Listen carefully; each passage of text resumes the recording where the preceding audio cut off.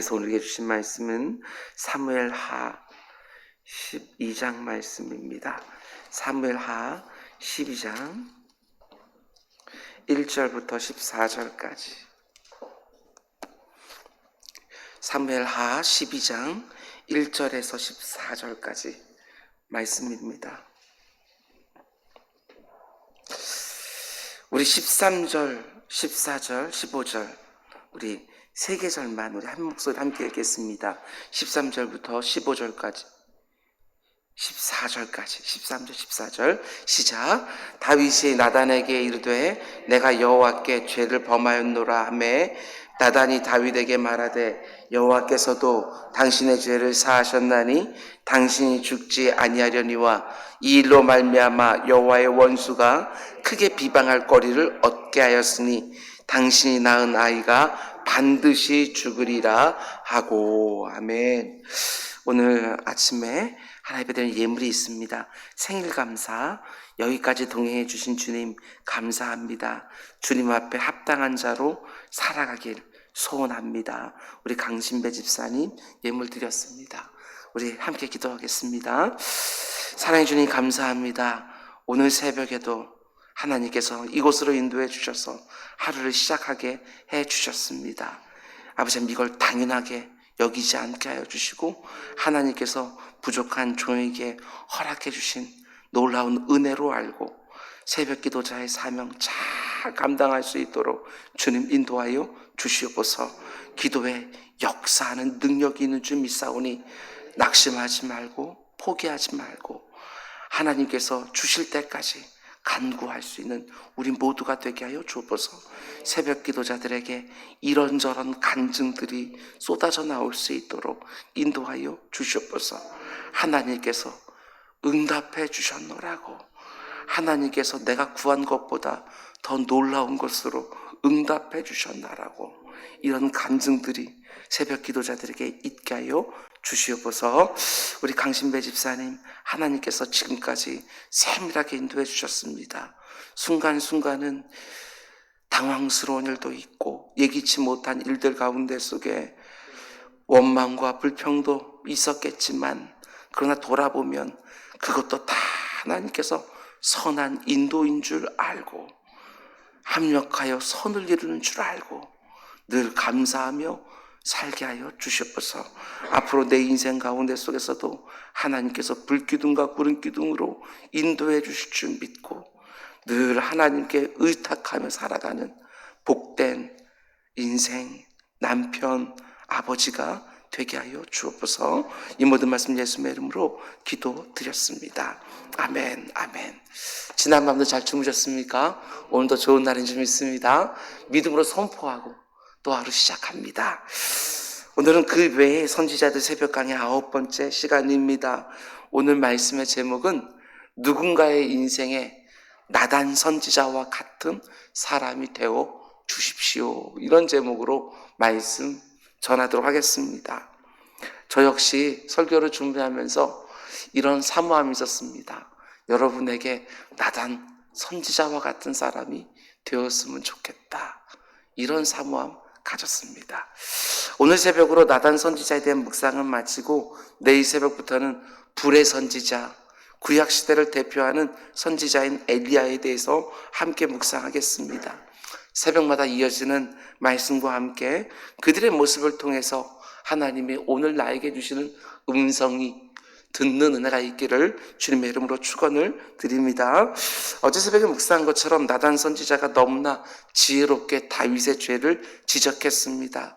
처음부터 다윗의 죄를 지적한 것이 아니라 비유를 사용해서 다윗 스스로 자기 죄를 깨닫게 했습니다.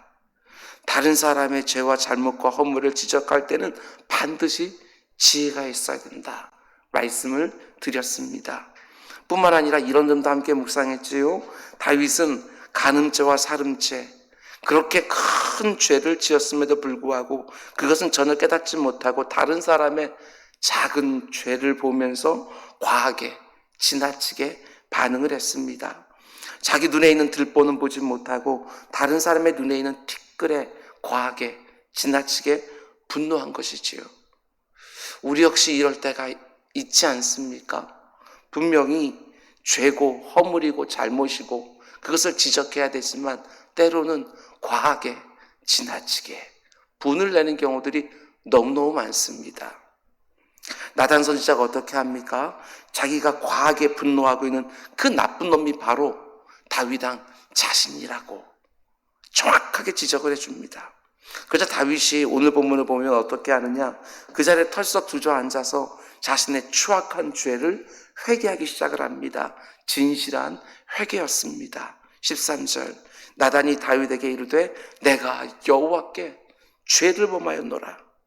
그래서 나단 선지자는 하나님의 즉각적인 용서를 선포해 주지요. 계속해서 13절 나단이 다윗에게 말하되 여호와께서도 당신의 죄를 사하셨나니 당신이 죽지 아니하려니와. 그런데 곧바로 아주 두려운 말을 해줍니다. 14절 이 일로 말미암아 하나님이 왕은 용서해 주겠지만 이 일로 말미암아 여호와의 원수가 크게 비방할 거리를 얻게 하였다. 이 말씀을 잘 생각해 보시기 바랍니다. 여호와의 원수가 크게 비방할 거리를 얻게 했다. 정말 두려운 말씀입니다. 다윗이 진실되게 회개하고 하나님의 즉각적인 용서를 받았지만 다윗의 이 범죄는 여호와의 원수에게 비방거리를 준 거라고 말해줍니다. 여러분 지금 나단 선지자는 다윗의 원수들에게 왕을 비방할 거리를 주었다고 말하지 않습니다. 당신이 지은 죄 때문에 당신의 대적들이 당신을 욕할 거라고 말하지 않습니다. 지금 나단은 여호와의 원수에 대해서 말하고 있다는 점입니다.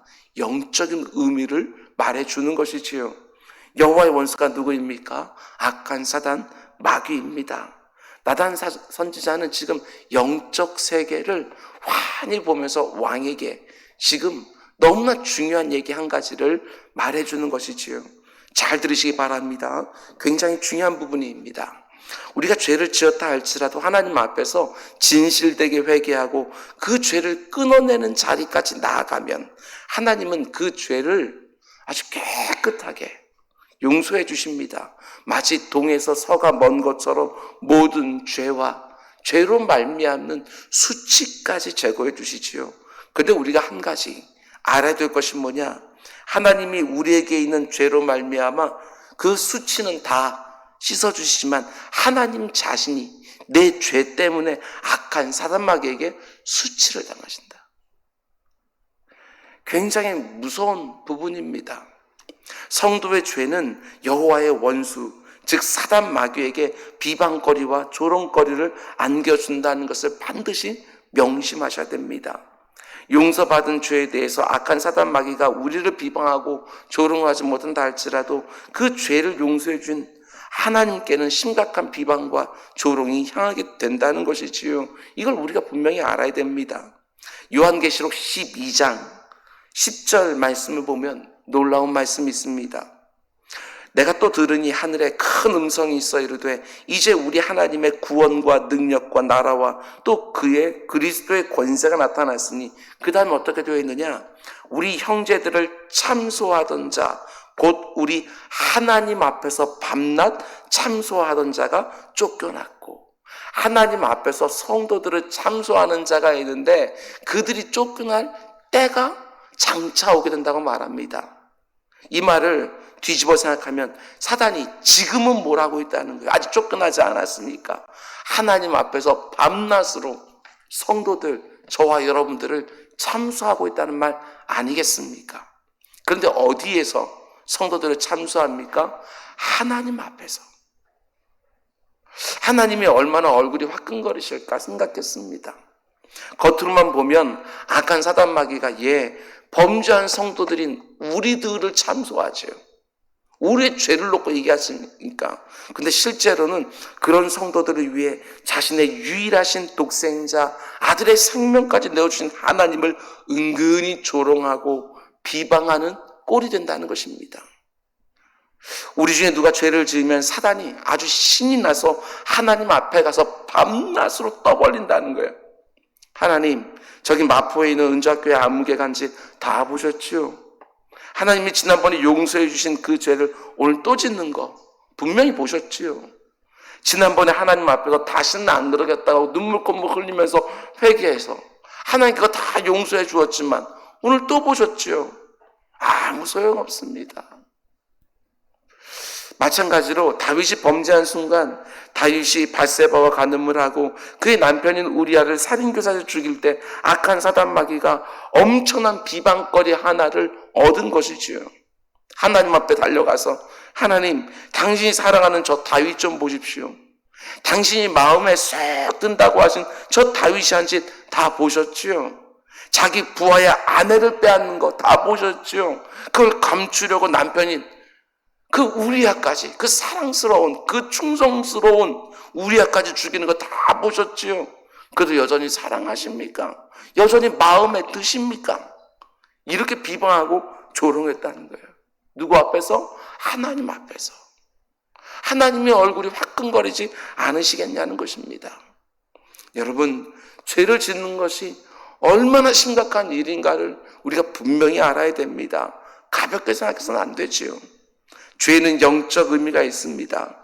죄를 지으면 악한 사단 마귀에게 비방거리를 주지요. 조롱거리를 줍니다. 하나님, 당신의 백성들이 살아가는 모습 좀 보십시오.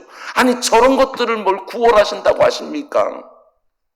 우리 자녀들이 바깥에 나가서 못된 짓을 하면 자녀들이 세상에 나아가서 욕먹는 거? 예, 있겠지요. 그러나 부모에게도 그 책임이 물어지지요.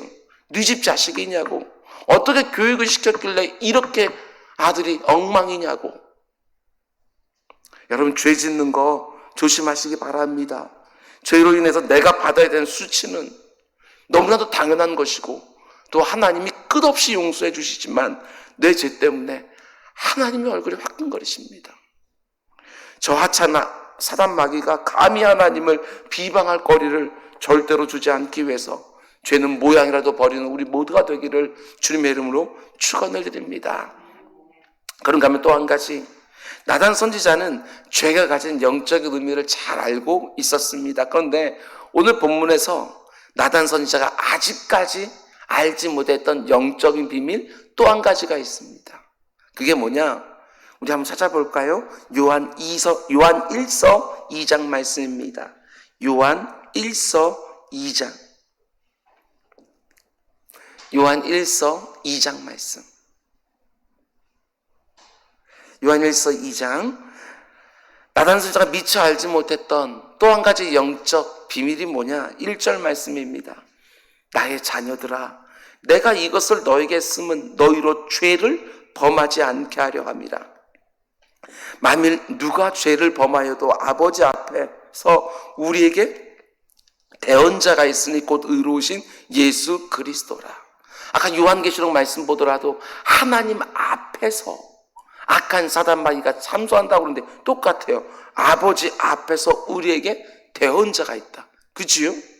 로마서 8장 34절 말씀은 또 이렇게 되어 있습니다. 누가 정죄하리요? 죽으실 뿐 아니라 다시 살아나신 이는 그리스도 예수시니 그는 하나님의 우편에 계신 자요 우리를 위하여 간구하는 자이시니라. 아버지 앞에서 우리를 위하여 간구하시는 대언자가 있다. 나단이 미처 알지 못했던 한 가지 그림이 있습니다. 우리가 죄를 지을 때마다 악한 사단 마귀가 하나님의 보좌 앞에 나아가 그 앞에서 우리를 밤낮으로 비방하고 참소한다는 거 나단 선지자는 여기까지 알고 있었습니다. 악한 사단 마귀가 하나님 앞에 가서 하나님 보셨지요? 또 죄 짓는 거 보셨지요? 이렇게 참소하는 거 여기까지는 알고 있었어요.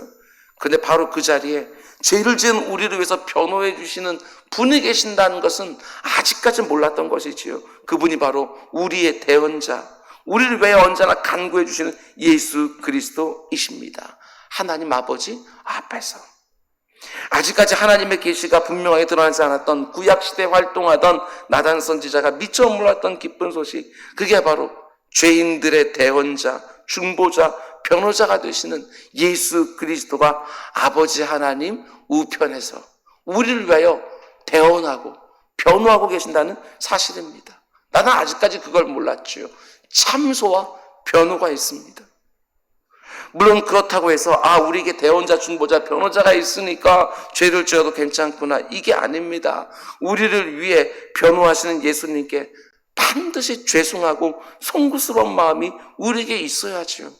우리가 밤낮 죄를 지을 때마다 그 귀한 주님이 밤낮으로 변호해 주시는 것입니다. 우리가 죄를 지을 때마다 악한 사단이 하나님 앞에 나가서 밤낮 참소하는데 그때마다 우리 주님이 끊임없이 대언, 중보, 변호해 주는 거예요.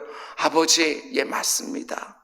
마포에 있는 은주학교의 아무개가 오늘 똑같이 지은 거, 예, 맞습니다. 그러나 아버지, 내가 그 아무개를 위해서 십자가에서 피 흘린 것을 기억해 주십시오. 그 아무개가 과거에 지은 죄, 지금 지은 죄, 앞으로 지은 죄까지 내 보혈이 그를 온전히 덮고 있다는 거, 아버지 꼭 기억해 주십시오. 또 용서해 주십시오. 회개하면 또 용서해 주십시오. 그럼 하나님이 누구의 말을 듣겠습니까? 우리를 참소하는 사단과 우리를 변호해준 예수 그리스도, 당연히 자신이 사랑하는 독생자의 말을 듣지 않겠습니까? 우리를 또 용서해 주시고 또 용서해 주시고 또 용서해 주시는 거예요. 우리에게 무엇인가 하나님 아버지의 쏙 드는 것들이 아니라 자기 아들의 공로 때문에 우리를 용서해 주는 것이지요. 악한 사단의 모든 참소를 무기력화시키는 예수 그리스도의 변호가 있다. 그것 때문에 우리가 구원에 실패하지 않고 천국까지 들어갈 수 있는 거 아니겠습니까? 악한 사단 마귀가 검은 글씨로 깨알같이 써놓은 내 죄의 목록들을 쭉 읽어가는데 우리 주님이 자신의 십자가 보혈로 싹 덮어버리십니다. 지워버리시지요. 여러분, 저와 여러분이 죄를 지으면 원수에게 비방거리, 조롱거리, 참소거리를 줍니다. 그러나 너무나 감사한 것은 우리에게 대언자, 중보자, 변호자가 계시지요. 우리 주님이 얼마나 바쁘실까? 나 때문에. 우리 주님이 아버지 하나님 앞에서 이렇게 말씀하실 수 있게 해드리면 얼마나 좋을까 생각했습니다. 아버지, 오늘 보셨어요? 마포에 있는 은자교회 아무개가 이번에는 그 죄의 유익을 넉넉히 물리쳤어요. 보셨어요, 오늘? 우리 주님이 이런 말씀도 한 번씩 하실 수 있도록 이 땅을 좀 더 거룩하고 경건하고 성결하게 살아가는, 죄에 지지 않는 우리 모두가 될 수 있길 주님의 이름으로 축원을 드립니다. 말씀 맺겠습니다. 우리는 3번에 걸쳐서 나단 선지자에 대해서 묵상을 했습니다. 크게 5가지를 묵상을 했어요. 첫 번째로, 나단은 실수와 실패를 통해서 배운 선지자입니다.